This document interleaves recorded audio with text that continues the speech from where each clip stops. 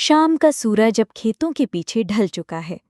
आसमान में हल्के सुनहरे बादल तैर रहे हैं और हवा में पके धान की खुशबू घुली हुई है।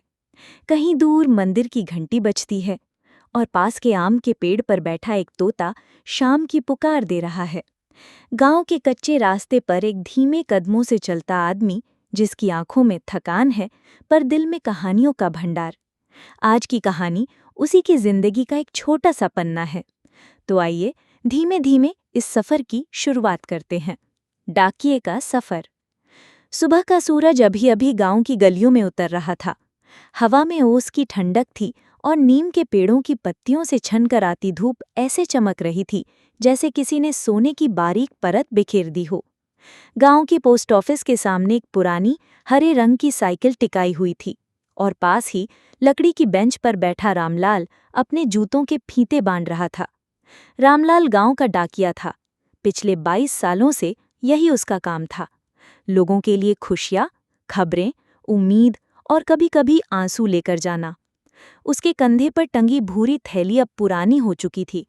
किनारों पर धागे उधड़ने लगे थे, लेकिन रामलाल के लिए वो थैली किसी खजाने से कम नहीं थी। थैली उठाकर, साइकिल की घंटी बजाकर वो पोस्ट ऑफिस से निकल पड़ा।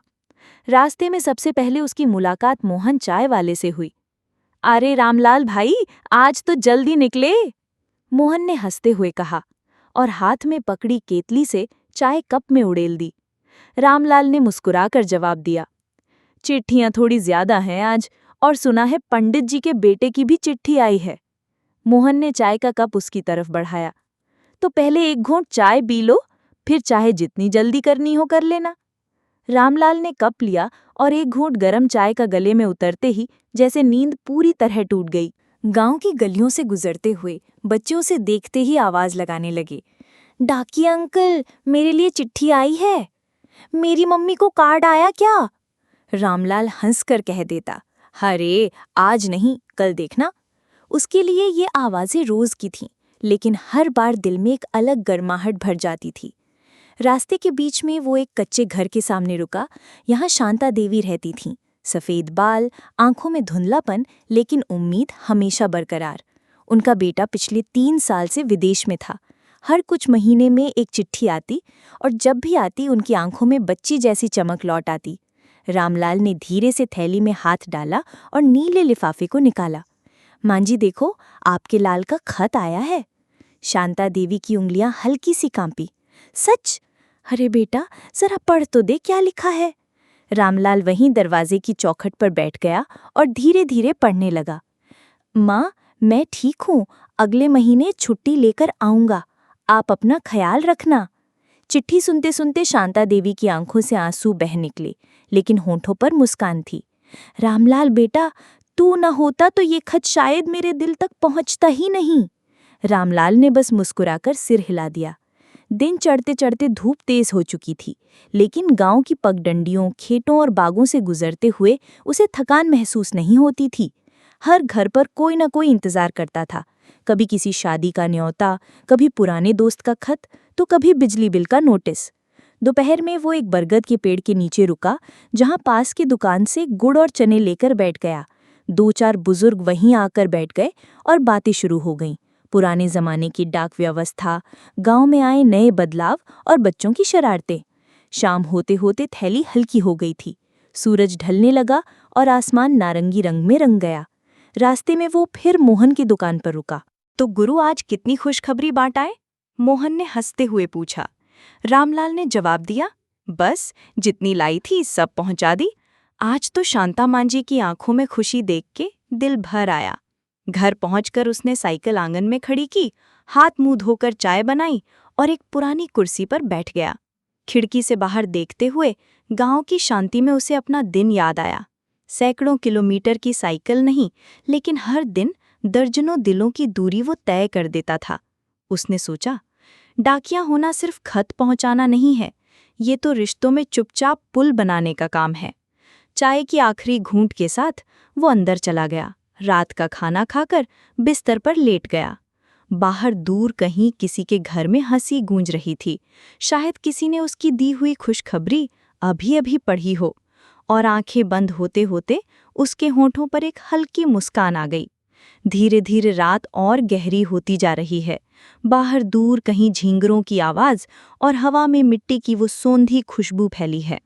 रामलाल की आंखें अब नींद में भारी हो चुकी हैं और जैसे ही उसकी सांसें शांत होती हैं, गांव भी अपनी चुप्पी में लिपटने लगता है। कभी सोचो, हमारे आसपास कितने ऐसे लोग हैं जो बिना शोर किए हमारी खुशियों के रक्षक बने रहते हैं।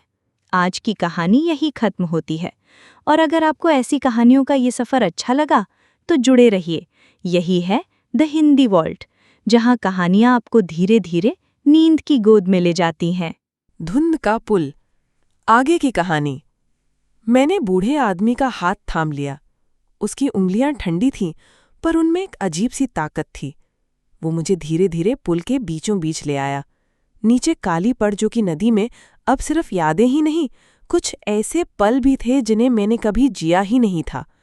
किसी अनजानी लड़की के साथ खेतों में हंसना, बारिश में कच्ची सड़क पर दौड़ना, किसी का हाथ मजबूती से पकड़ना, ये सब मेरे जीवन में कब हुआ था? ये तेरे जीवन की वो शाखाएं हैं जिन्हें तूने कभी नहीं अपनाया, बूढ़ा बोला। हर इंसान के भीतर अनगिनत राहें होती हैं, तू सिर्फ एक पर चला है।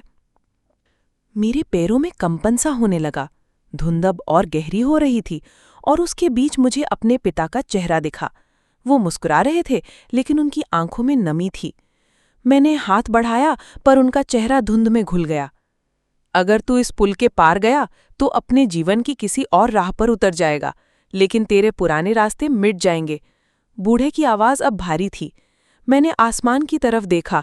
सूरज पूरी तरह से ढल चुका था और अब चांद की फीकी रोशनी धुंध में मिल रही थी। मेरा दिल जोर जोर से धड़क रहा था। क्या मैं सच में अपने जीवन का रास्ता बदल दूं? क्या मैं उन अनजाने लम्हों को जीने की कीमत पर अपने अब तक के जीवन को भूल सकता हूं? मैंने कदम आगे बढ़ाया, पर तभी पीछे से किसी ने मेरा नाम पुकारा। वो आवाज मेरी माँ की थी, स्पष्ट, सच्ची और गहराई से भरी हुई।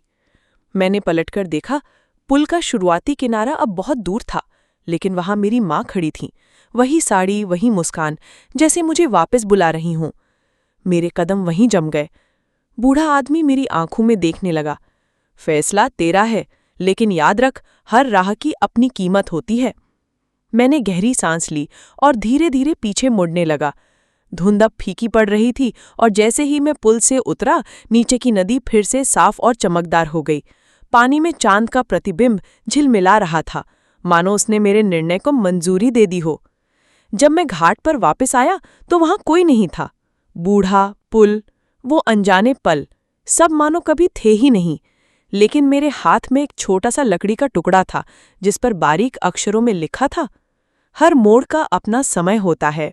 खिड़की में खड़ा लड़का। गांव के पुराने स्कूल के पीछे एक टूटी सी इमारत थी। सफेद रंग का पलस्तर जगह जगह से उखड़ा हुआ, खिड़कियों के शीशे धुंधले और दरवाजे हमेशा बंद। कहते हैं यहाँ कभी हेडमास्टर साहब रहते थे, लेकिन पिछले 20 सालों से ये जगह खाली पड़ी है। मैंने इस जगह को हमेशा दूर से देखा था, लेकिन उस दिन शाम की पढ़ाई खत्म होने के बाद जाने क्यों मैं वहां चला गया। ठंडी हवा में किसी पुरानी किताब की खुशबू तैर रही थी। इमारत की दूसरी मंजिल की एक खिड़की में मैंने किसी को खड़ा देखा। एक छोटा सा लड़का, नीली शर्ट, छोटे बाल और हल्की सी मुस्कान। वो मेरी तरफ देख रहा था, जैसे मुझे पहचानता हो। कौन हो तुम? मैंने धीरे से पुकारा। वो कुछ नहीं बोला, बस हाथ से इशारा किया कि ऊपर आ जाओ।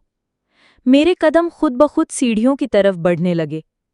अंदर अंधेरा था, लेकिन हवा में कहीं से पन्ने पलटने की आवाज आ रही थी। जब मैं ऊपर पहुंचा तो वो खिड़की खाली थी।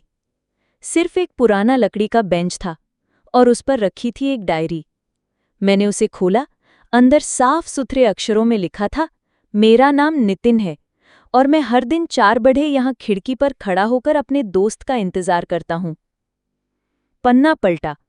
अगला पन्ना खाली था, लेकिन उसके पीछे के शीशे में मेरा अपना चेहरा था और ठीक मेरे कंधे के पास वो लड़का खड़ा था, मुस्कुराता हुआ। मैंने झट से पीछे मुड़कर देखा। वहां कोई नहीं था, बाहर आकर जब मैंने फिर खिड़की की तरफ देखा तो वो लड़का गायब था, लेकिन बेंच पर रखी डायरी अब वहां नहीं थी।